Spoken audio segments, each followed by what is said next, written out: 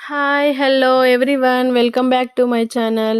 ఈరోజు నేను గోబీ 65 ఎలా చేయాలో చేస్తాను చూడండి. ముందుగా గోబీ తీసుకొని, ఆ గోబీని ఇలా మీడియం సైజ్ ముక్కలుగా కట్ చేసుకోవాలి. ఇలా మీడియం సైజ్ ముక్కలు కట్ చేసుకొని పక్కన పెట్టేసుకొని, ఒక బౌల్ తీసుకొని అందులో వాటర్ పోసేసుకొని కాస్తంత సాల్ట్‌నైతే వేసేసుకోవాలి. కాస్త సాల్ట్ వేశాక అందులోకి కొంచెం పసుపును కూడా వేసుకోవాలి. ఇలా వేసుకున్న తర్వాత వాటర్‌ని బాగా మరిగించాలి. మరిగాక ఈ వాటర్‌లో మనం కట్ చేసి పెట్టుకున్న గోబీ ముక్కలనైతే ఇందులో వేసేసుకోవాలి. ఇలా వేసుకున్న తర్వాత ఇది కొంచెం బాయిల్ అవ్వాలి. అంటే 70% అయితే ఇది ఉడికేలా చూసుకోవాలి. ఇలా 70% ఉడకాలి. 70% ఉడికిన తర్వాత చూడండి, ఇప్పుడు ఏదైతే ఇది ఎలా ఉడికిందో మనం ఇలా చూసేసుకోవాలి.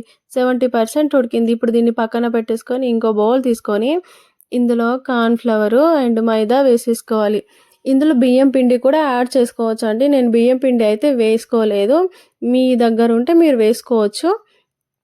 ఇలా వేసుకున్న తర్వాత కార్న్ ఫ్లవరు, మైదా పిండిని వేసేసుకున్న తర్వాత ఇందులోకి కాస్తంత రుచికి తగ్గట్టుగా కారం కూడా వేసేసుకోవాలండి. కారం వేసుకొని అలాగే ఇందులోకి ధనియా పౌడరు వేసుకుంటున్నాను. అలాగే సాల్ట్ కూడా వేసుకోవాలి. రుచికి తగ్గట్టుగా సాల్ట్‌ని కూడా వేసుకోవాలి. అలాగే ఇందులోకి గరం మసాలాను కూడా యాడ్ చేసుకోవాలండి. ఫుడ్ కలర్ ఉంటే ఫుడ్ కలర్ కూడా వేసుకోవాలి. ఫుడ్ కలర్ వేస్తే ఏంటంటే కొంచెం కలర్ మారుతుంది కదా, బాగుంటుందన్నమాట. రెస్టారెంట్ టైప్‌లో కనిపిస్తుంది. ఆ తర్వాత ఇందులో కాస్తంత ఆయిల్ వేసుకోవాలి.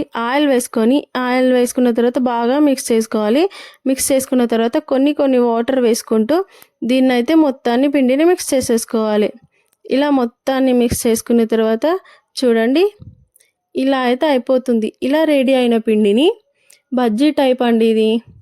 బజ్జీ అయితే ఎలా వేసుకుంటాం అలాగే ఇలా వేసుకున్న తర్వాత ఇందులో ముందుగా బాయిల్ చేసుకొని పెట్టుకున్న గోబీని కూడా ఇందులో వేసేసుకోవాలి. ఇప్పుడు ఒక కడాయి తీసుకొని అందులో నూనె వేసేసి ఆయిల్ బాగా మరిగాక ఈ పిండిని అయితే చిన్నగా వదిలేయాలి స్పూన్‌తోని. నేను స్పూన్‌తో వదిలాను. కాకపోతే మీరు చేయితో విడివిడిగా వేసుకున్నట్లయితే బాగుంటుంది. అంటే విడివిడిగా పీసెస్ అయితే రెడీ అవుతాయి. ఇలా రెండు వైపులా బాగా డీప్ ఫ్రై చేసుకోవాలి. డీప్ ఫ్రై చేసుకోలేకపోతే అది కొంచెం పచ్చిగా అనిపిస్తుందండి తింటున్నప్పుడు. అందుకే చాలా ఫ్రై చేసేసుకోండి డీప్‌గా. ఇప్పుడు చూడండి, గోబీ 65 అయితే రెడీ అయిపోయింది. ఇందులో ఫుడ్ కలర్ ఉన్నట్లయితే కలర్ అనేది కొంచెం చేంజ్ అయ్యేదండి. నేను ఫుడ్ కలర్ యాడ్ చేయలేదు కదా, అందుకని ఇలా కనిపిస్తుంది. బట్ ఫైనల్ అయితే గోబీ 65 అయితే రెడీ అయిపోయిందండి. Thank you for watching. నా ఛానల్ నచ్చితే సబ్స్క్రైబ్ చేసుకోండి. నా వీడియోస్ నచ్చితే లైక్ చేసుకోండి అండి. తప్పకుండా నా ఛానల్ని సబ్స్క్రైబ్ చేయండి.